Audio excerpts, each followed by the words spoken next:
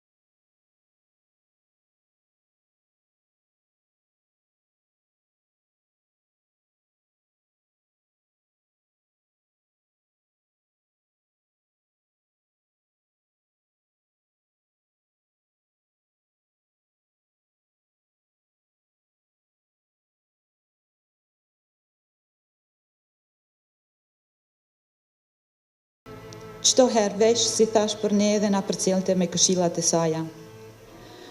Na ka mësuar të jemi të pamvarura, të luftojmë për pozitën tonë, si femër, grua në shoqërinë tonë, të jemi të emancipuara, të mburemi që jemi shqiptare.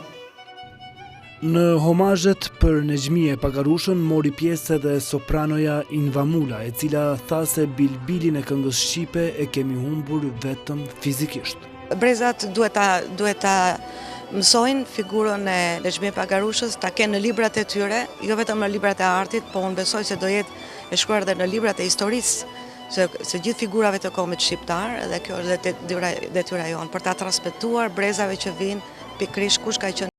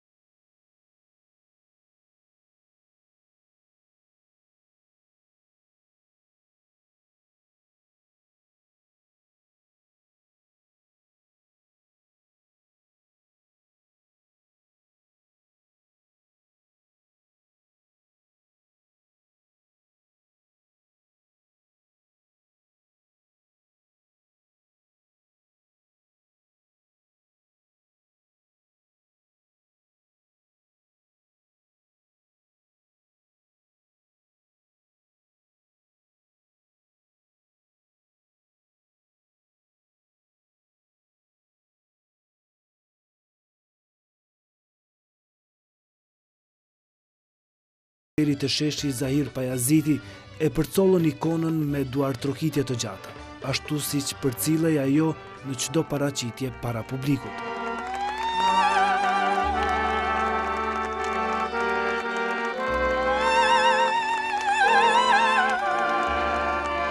Nexhmije Pagarusha u varros sot në vendlindjen e saj në Pagarush dhe sipas amanetit që ajo kishte lënë, ceremonia e varrimit do të bëhej vetëm me familjen e ngushtë të këngëtares dhe pa përcjellje të mediave.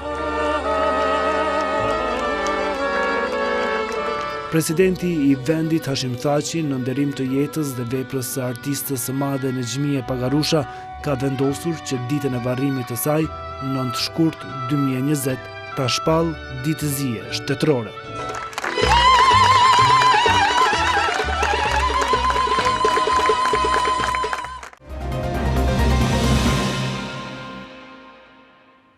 Vazhdojmë me informacione tjera. Formimi i institucioneve të reja të Kosovës ju hap atyre rrugë që t'i vënë vetes prioritetet në fushat caktuara.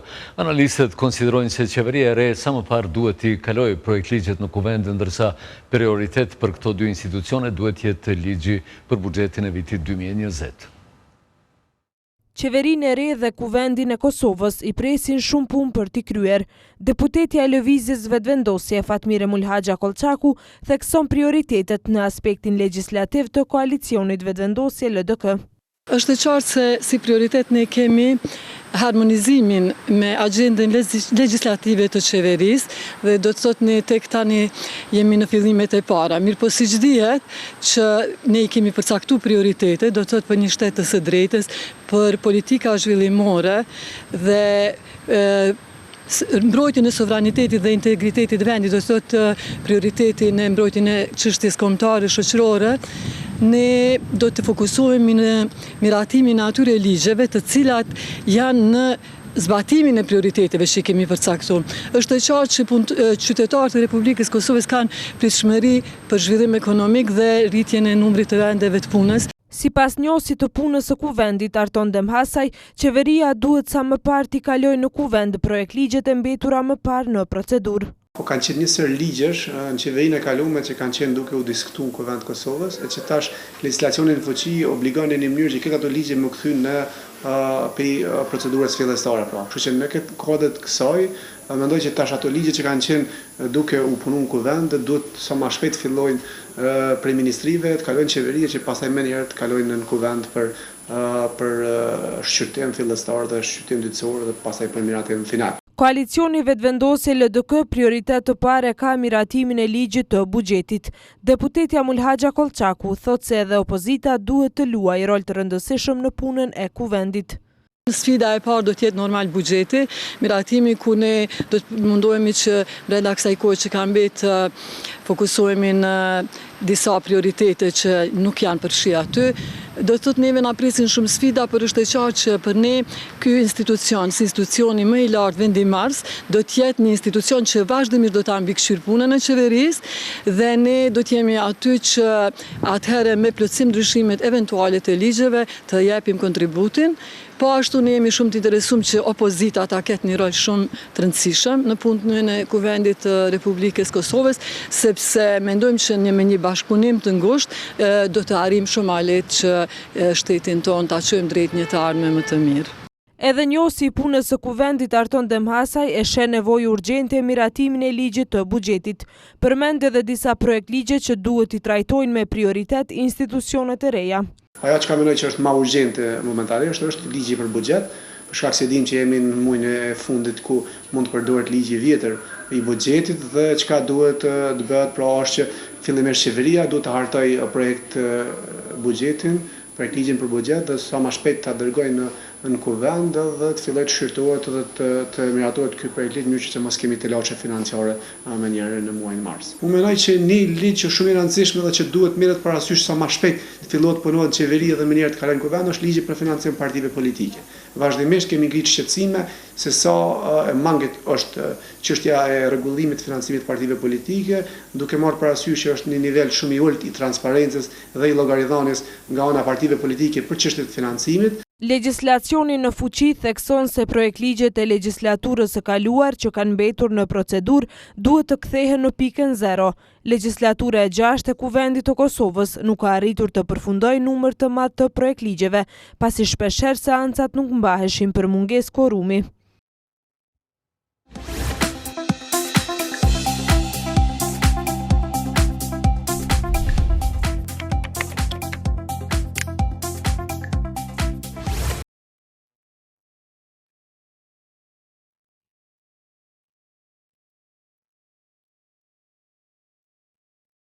Presidenti Hashim Thaçi deklaroi se presidenti i SBA-s Donald Trump ka treguar vëmendje të madhe për forcimin e paqes dhe stabilitetit në Ballkanin Perëndimor. Ai në një postim në Facebook thotë se letrat e tij e kanë skicuar epilogun e procesit të dialogut ndërmjet Kosovës dhe Serbisë, i cili duhet të përfundojë me njohje reciproke.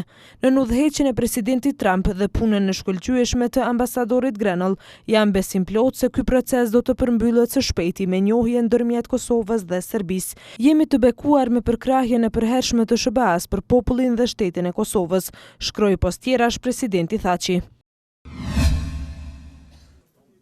Revista e njohur gjermane Der Spiegel lavdëron Albin Kurtin dhe Vjosa Osmanin për premtimin se do të ndërtojnë një shtet ligjor në Kosovë.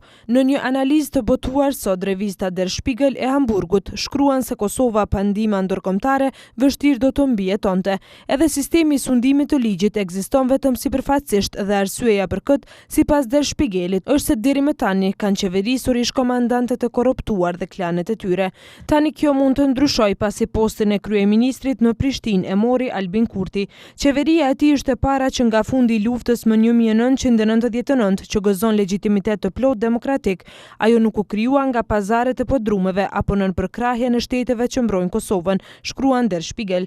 Ky është një sinjal që nuk duhet nënvlerësuar në rajon që pothuaj gjithkund sundojnë autokrat. BE-ja duhet ta shohë këtë sinjal dhe në të ardhmen të marrë më seriozisht vullnetin e qytetarëve në Ballkanin Perëndimor. Deputetët e Kuvendit të Serbisë, Žarko Koraq dhe Dragan Shormaz, kanë folur në lidhje me çështjen e Kosovës. Profesori i Fakultetit Filozofik të Beogradit, deputet i grupit parlamentar, Partia Liberal Demokrate, Lidhja Social-Demokrate e Vojvodinës, SDA Sanxhak, Žarko Koraq, deklaroi se Serbia e ka humbur historikisht Kosovën, territori i cili sipas tij në të vërtetë s'ka qenë kur pjesë e vërtetë e Serbisë. Ndodh që shtetet të humbin një pjesë të territorit të vet, sepse nuk ja kanë ta përvetsojnë atë, tha Koraq, duke shtuar se serbët gjithmonë kanë pasur një raport shumë negativ ndaj shqiptarëve, ka pasur racizëm ndaj tyre. Ndërkaq deputeti i Partisë Përparimtare Serbe, Partia e Presidentit Aleksandar Vučić, Dragan Shormaz, thot se për të ka rëndësi populli serb dhe se dëshiron që asnjë serb të mos e lëshojë më Kosovën. Inicimin e dialogut me serbët e Kosovës të premtuar nga kryeministri Albin Kurti para se të arrijë marrëveshje me Serbinë e mirëpret Branislav Krstić, gazetar dhe analist nga Mitrovica e Veriut, komunë kjo e cila popullohet me shumicë serbe dhe udhëhiqet prej listës serbe. Krstić thot se Kurti do të duhej ta vizitonte Veriun pa ndonjë bujë të madhe, pas spektakle me ushtri e policisë ndodhi vitin e kaluar nga presidenti Hashim Thaçi, i cili shkoi vitin e kaluar dhe lundroi nëpër Gazivod në Veri, siç thekson duke kërcënuar me shefin e policisë dhe inteligjencës. Analisti serb mendon se Albin Kurti e ka kuptuar se kjo nuk është qasja që duhet aplikuar në raport me serbët e Kosovës.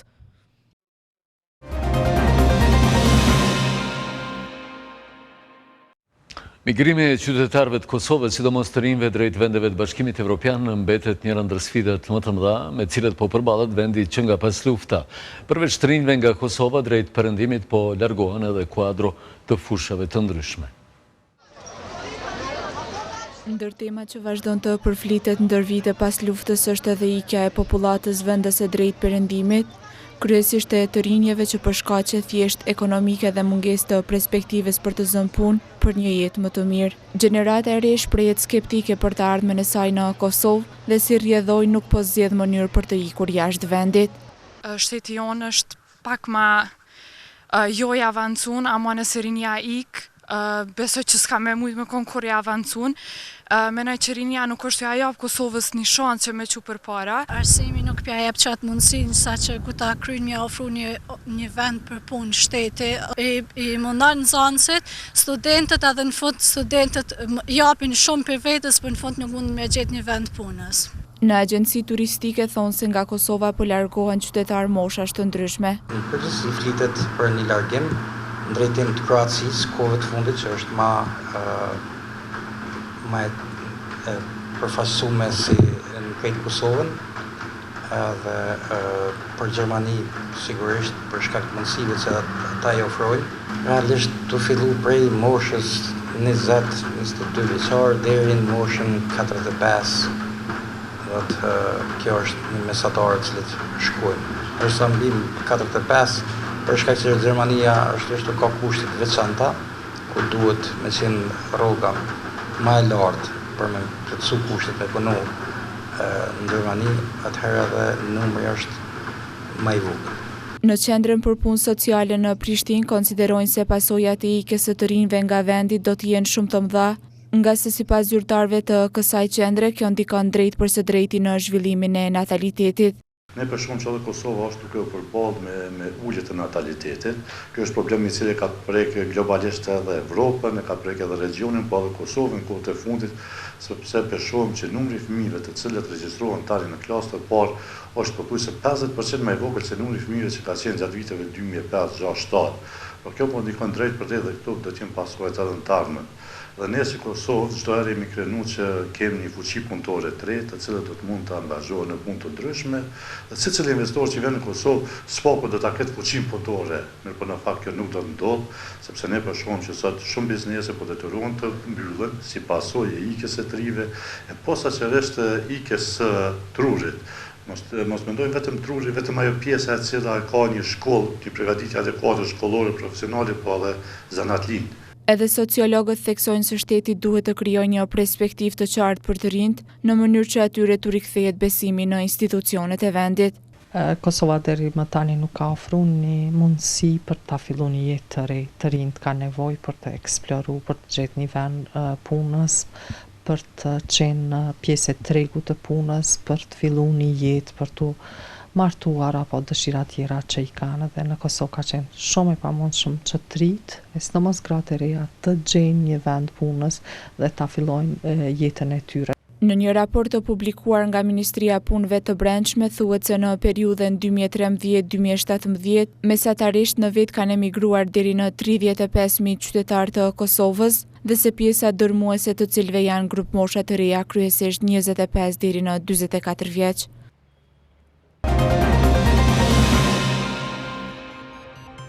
Informohuni edhe nga portali ynë rtv21.tv. Ju faleminderit për vëmendje.